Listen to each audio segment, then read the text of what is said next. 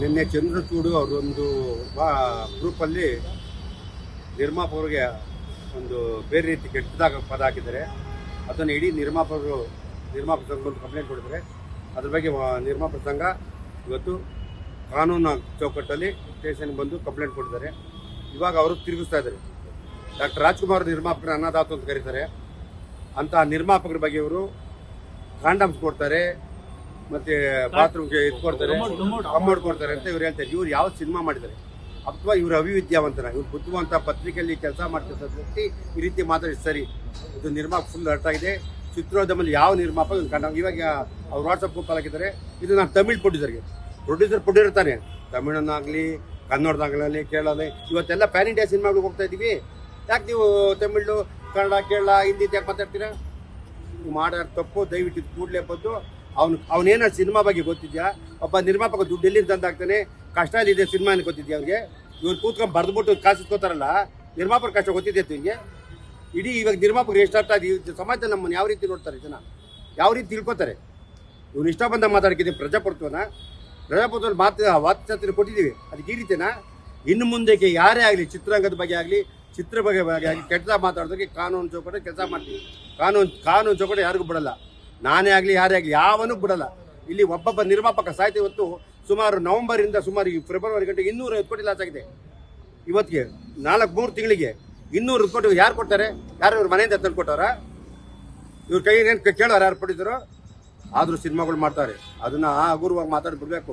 ಇವನ್ನೆಲ್ಲೋ ಕೂತ್ಕೊಂಡು ಇವ್ನು ಇಷ್ಟ ಬಂದಾಗ ಮಾತಾಡೋಕ್ಕಲ್ಲ. ಇದು ಯಾರಪ್ಪನ ಮನೆ ಯಾರು ಹತ್ರ ಕೆಲಸ ಮಾಡಲ್ಲ. ನಾವು ಅವ್ರಿಗೆ ಗೌರವ ಕೊಟ್ಟಿದ್ದೀವಿ, ಗೌರವ ಕೊಡ್ತಾ ಇದ್ದೀವಿ. ಇವತ್ತಿನ ದಿನ ಇದು ಕಾನೂನು ಚೌಕಟ್ಟಲ್ಲಿ ನಾವು ಯಾವ ಕಾರಣಕ್ಕೂ ಬಿಡಲ್ಲ. ಕಾನೂನು ಹೋರಾಟ ಮಾಡ್ತೀವಿ. ಅವ್ರು ಇವಾಗ ಏನು ತೀರಿಸೋರೆ? ಇವಾಗ ತಮಿಳ್ನಾಡೋರ್ಗಿಂತೆ ಈಗ ತಮಿಳ್ನಾಡವರು ಕರ್ನಾಟಕ ಕಿತ್ತಾಡಬೇಕು ಅಂತಲ್ಲ, ಇವಾಗ ಹೋಗಿಲ್ವಾ ಅವರು? ಏನು ಅರ್ಥದಲ್ಲಿ ನೀವು ಮಾತಾಡಿದ್ದಾರೆ? ನಮಗೆ ಚಿತ್ರರಂಗ ಇವತ್ತು ನಮ್ಮ ಸಿನಿಮಾಗಳು 1000 ಕೋಟಿ ಬಿಸ್ನೆಸ್ ಮಾಡ್ತಿದೆ. ಬೇರೆ ಕನ್ನಡದವ್ರು ಮಾಡ್ತಾರ? ಇಲ್ಲಿವ್ರು ಯಾರು ನೋಡ್ತಾ ಇಲ್ವಾ? ಇವರು ಮಾತಾಡ್ಬೇಕಾದ್ರೆ ಇವ್ರು ಇಷ್ಟ ಬಂದಾಗ ಯೂಟ್ಯೂಬಲ್ಲಿ ಇವ್ರು ಬೇಳೆ ಬೆಳೆಸ್ಕೊಳ್ಳೋಕ್ಕೋಸ್ಕರ ಮಾಡಬಾರ್ದು. ಇದು ದಯವಿಟ್ಟು ನಾವು ಖಂಡಿಸ್ತೀವಿ. ಅವ್ರ ಮೇಲೆ ಕೂಡಲೇ ಆಕ್ಷನ್ ತಗೋಬೇಕು. ಕಾನೂನು ಇವ್ರು ವೆಂಕಟ್ ಬಗ್ಗೆ ಮಾತಾಡೋಕ್ಕೆ ಏನು ಅಧಿಕಾರ ಇದೆ? ವೆಂಕಟ್ ಏನು ಇವ್ರು ಹೇಳಿದಾರ? ಅವ್ರು ದುಡ್ಡು ಹಾಕಿ ಅವ್ರ ಪ್ರಾಬ್ಲಮ್ ಅವ್ರು ಇರ್ತದೆ. ಆಮೇಲೆ ಎಲ್ಲರ ಬಗ್ಗೆ ನಾವು ಯಾಕೆ ಮಾತಾಡಬೇಕು? ಇವ್ರು ಯಾರು ಕೊಟ್ಟವ್ರೆ? ವೆಂಕಟ್ ಅವ್ರು 200 ಕೋಟಿ ನೋಡಿದಾರ? ಆಮೇಲೆ ಇವರಿಗೆ ಸೆನ್ಸರ್ ಮಾಹಿತಿ ಹೆಂಗೆ ಸಿಕ್ತು? ಸೆನ್ಸರ್ ನನಗೆಲ್ಲ ಮಾಹಿತಿ ಹೆಂಗೆ ಯಾವ ರೀತಿ ಬಂತಾಗಾರೆ? ಹಂಗೆ ನಾವು ಅದ್ರ ಮೇಲೆ ಕೇಸ್ ಆಗ್ತದೆ. ನಾವು ಪ್ರೊಡ್ಯೂಸರ್ಗಳು ಇನ್ಮೇಲೆ ಎಲ್ಲಿ ಲೀಕ್ ಆಗ್ತದೆ ಇವ್ರು ಸೆನ್ಸರ್ ಬರ್ತಾ ಇರುತ್ತೆ. ಇವರೇಂದ್ರು ಸೆನ್ಸರ್ ಕೊಟ್ಟು ಸ್ವಿಚ್ ಫುಲ್ ಹೋಗ್ಬಿಟ್ಟಿದೆ. ಮಾಹಿತಿ ಇವ್ರು ಯಾರು ಕೊಟ್ಟರು? ಇವ್ರು ಅಲ್ಲ ಮೂಲ ತರಿಸ್ಲಿ ಪಾಪ. ನಾವು ಕಾನೂನನ್ನ ಗೌರವಿಸ್ತೀವಿ. ಕಾನೂನು ಬಗ್ಗೆ ಅಪಾರವಾದ ನಂಬಿಕೆ ಇದೆ ನಮಗೆ. ನಾವು ಯಾವ ಕಾನೂನು ಬಿಟ್ಟು ಹೋಗಲ್ಲ. ತುಂಬ ಜನಕ್ಕೆ ಆಲ್ರೆಡಿ ಇದು ಹೋಗೋದಿಲ್ಲ. ನಾವು ಕಾನೂನು ಪ್ರಕಾರ ಕಂಪ್ಲೇಂಟ್ ಕೊಡೋದು ಇನ್ಸ್ಪೆಕ್ಟರ್ ಬರ್ತಾರೆ, ತಗೋತಾರೆ. ಕೂಡಲೇ ಅದ್ರ ಶಿಸ್ತಿನ ಕ್ರಮ ತಗೊಂಡು ಕ್ರಿಮಿನಲ್ ಕೇಸ್ ಬುಕ್ ಮಾಡಿ ಇನ್ನು ಮುಂದಕ್ಕೆ ಯಾರು ಇದು ಎಚ್ಚರಿಕೆ ಗಂಟೆ ಆಗಬೇಕು. ಚಿತ್ರೋದ್ಯಮದ ಪರವಾಗಿ ಎಲ್ಲರೂ ಸೇರ್ಕೊಂಡು ಸುಮಾರು ಇನ್ನು ನಿರ್ಮಾಪ ಸಂಘ ಇದಕ್ಕೆ ಮುಂದಿದೆ. ಇಲ್ಲಿ ಸುಮಾರು ಆಲ್ರೆಡಿ ನಿರ್ಮಾಪ ಸಂಘ ಹತ್ರ ಸುಮಾರು 150 ಜನ ಕೂತವ್ರೆ. ಯಾರು ಬರೋದು ಬೇಡಪ್ಪ, ಸುಮ್ಮನೆ ಬೇಕಾದ್ರೆ ಬನ್ನಿ ಅಂತ ಹೇಳ್ಬಿಟ್ಟು ಕಾಪಿ ಕೊಡ್ತೀವಿ. ಅದನ್ನು ನೀವು ತಗೊಳ್ಳಿ. ದೂರು ಕೊಟ್ಟಿದ್ದು ಕೂಡಲೇ ಅವ್ರ ಮೇಲೆ ಆಕ್ಷನ್ ತಗೋಬೇಕು.